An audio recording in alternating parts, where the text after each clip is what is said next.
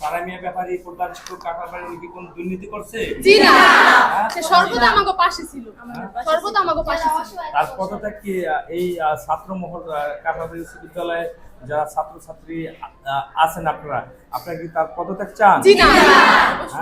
তাহলে একটা মহল ছাত্র পরিচয় দিয়ে তার পদত্যাগ চাচ্ছে, তাদেরকে আপনারা কিভাবে মানে বিষয়টা?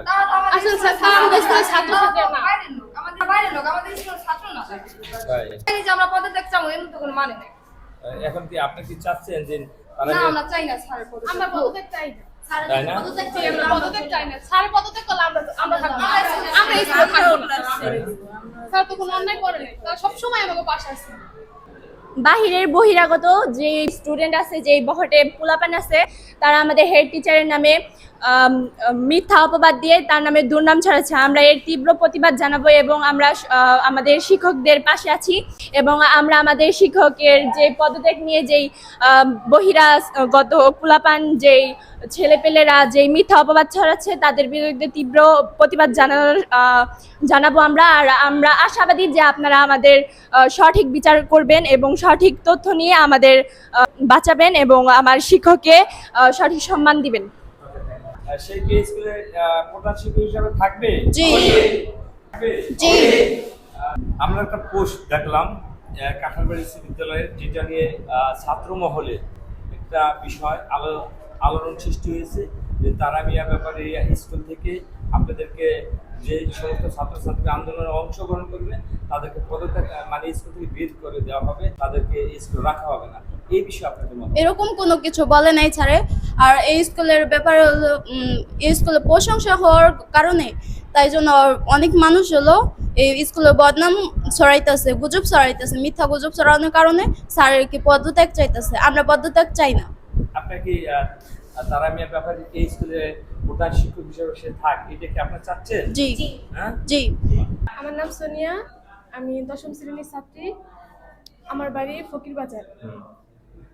তো এই যে বৈষম্য বিরোধী আন্দোলনে আমাকে স্যার আমাকে কোনো সময় বলে নাই যে তোমরা আন্দোলনে যাইতে পারবা না।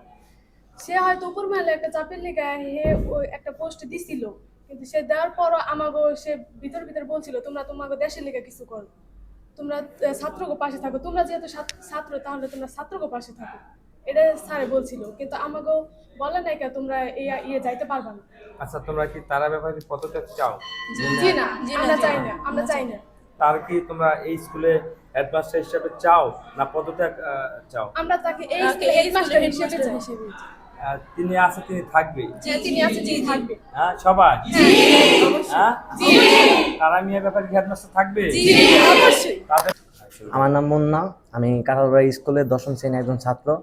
আমার বাসা সীমানা।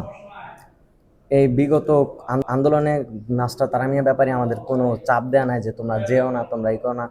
সে উপরমহলে একটা চাপের জন্য সে আমাদের একটা পোস্ট দিয়েছিল গ্রুপে যে তোমরা কেউ যাও না, তাকে জোর করে দেওয়া হয়েছে। কিন্তু সে তলে তলে আমাদের বলছে যে তোমরা যাইও, দেশের পক্ষে থাকো, ছাত্রদের সাথে থাকো। এছাড়া আপনি কিছু বলেন না যে তোমরা যাইও না, ওই অপরপক্ষে ছিল না তারা। তার কোনো ভূমিকা ছিল যে যাবা, তোমরা যদি যাও তোমাদেরকে স্কুল থেকে বহিষ্কার করে দেওয়া হবে, এই ধরনের কোনো ছিল না, এই ধরনের সে কোনো হুমকি দেয় না আমাদের। আসসালামু আলাইকুম, আমি মোহাম্মদ তারামিয়া ব্যাপারী, প্রধান শিক্ষক কাঁঠালবাড়ি বিশ্ববিদ্যালয়। চলমান কোটা বিরোধী যে আন্দোলন, এই আন্দোলনে কাঁঠালবাড়ি উচ্চ বিদ্যালয়ের একাধিক শিক্ষক ছাত্রসহ আন্দোলনে অংশগ্রহণ করেছিল বিভিন্ন জায়গায়। তাদেরকে আমি কখনোই যেতে বারণ করি নাই। তারা যাওয়ার ফলে শিবচর উপজেলা থেকে আমাকে ফোন করা হয় আমলিগ কর্তৃক যে আপনি কি চাকরি করবেন কি না, আপনার স্কুল থেকে শিক্ষক এবং ছাত্র আন্দোলনে গিয়েছে, আপনি কি জানেন। এরপরে ইউনিয়ন পর্যায় থেকে ছাত্রলীগ, যুবলীগ, স্থানীয় আমলীগ বিভিন্ন জনে আমার ফোন দিয়া ভয়ভীতি দেখাইতে থাকে। এক পর্যায়ে বলে থাকে যে আপনারা কালকে দেখে নিব আপনি কিভাবে স্কুলে থাকেন। তার নামটা বল।